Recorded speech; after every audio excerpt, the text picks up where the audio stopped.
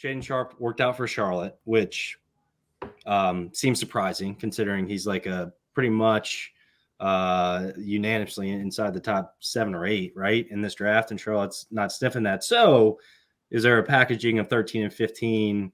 Is there some flirting going on there? Could Charlotte package these picks and maybe it would take something else? I'm not sure. I've seen some what you can find on Sharpe on the internet. I don't know, Lee. What do you think? Like, I actually like a lot. Like his shot creation is second to none, I would say, in this draft in terms of like a wing guard. But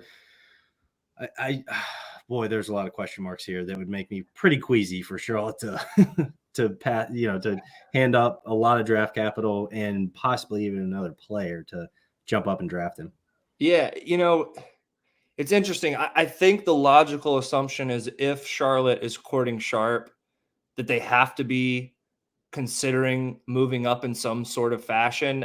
Although I think that is like base case, most logical reasoning. Although like you start doing some exercises with this board and like somebody is going to be available, like, at 13, depending on how this goes. Like if both the centers go prior to Charlotte, like that means one of the wings is falling, like a Johnny Davis, a Sohan, like a Sharpe, like one of these guys. Griffin, another possibility to fall to 13, which I would be thrilled with, and we'll probably get into some of that later. But like, so I just wanted to make that point too. That like, yes, I totally think that if they are enamored with Sharpe and that's their guy, they probably are going to have to move up to get him.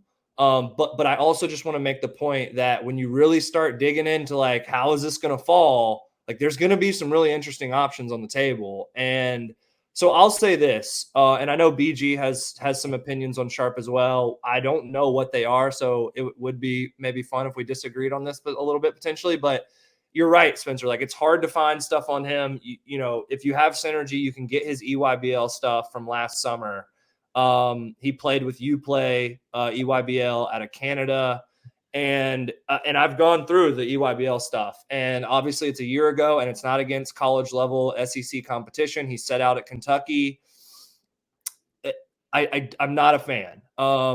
He's a big guard that is very talented.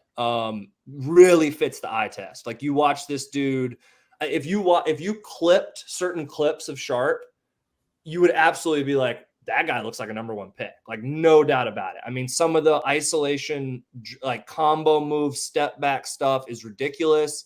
He's very, very springy, very athletic, very strong. He actually, one thing I do like about him, he really does a good job of like avoiding charges and like finishing around like defenders that are trying to draw a charge on him or even contest at the rim.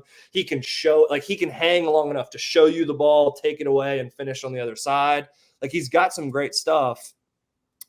The problem with Sharpe, particularly in Charlotte, is that like he is a ball stopper, like full stop. He is a catch the ball, eye his defender down. And to be fair, the counterpoint could be, he was in the EYBL. He's the best player by far on his team. This is how he played. He could adapt to another system. Maybe. I didn't see it. Like, didn't see much of a interest in playing any defense, cutting off the ball, relocating for open shots. Like, he's a catch and do work guy. And like his size and his shot making, like maybe that works in the NBA. There's a lot of, they're different players, they're different physical profiles, but there's a lot of book night in him, into where it's like pound the ball, try and finish athletically around the rim. Jump shot is kind of a question. I don't love the fit, although I understand why he is tantalizing. Real quickly, BG, and then I'm going to give the floor to you because I'm sure you probably know him as well as any of us, but his vertical athleticism does not match up with his side-to-side athleticism. From the little bit of film that you can get out there, he's got some pretty heavy feet for a guy that allegedly has like a 48, 49, inch vertical leap. He's not a burst. No, he's not. He's I totally and herky jerky stuff. I totally agree. Like there's some like Yeah, there's some bust kind of stuff in there. It's great that you can get to your step back going right and left and get any jump shot you want. But like if you're shooting that jump shot at 34% and you're not getting to the rim, you won't be in the NBA.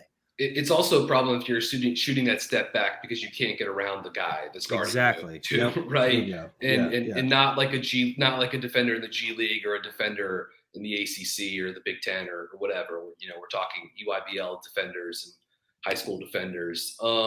He did measure with over a plus 7-inch wingspan, almost 6'11" and a half wingspan at the combine. So he does have that. Obviously, he is like an explosive vertical leaper. And some of like the alley-oop catches he has off of 2 feet they're pretty sick.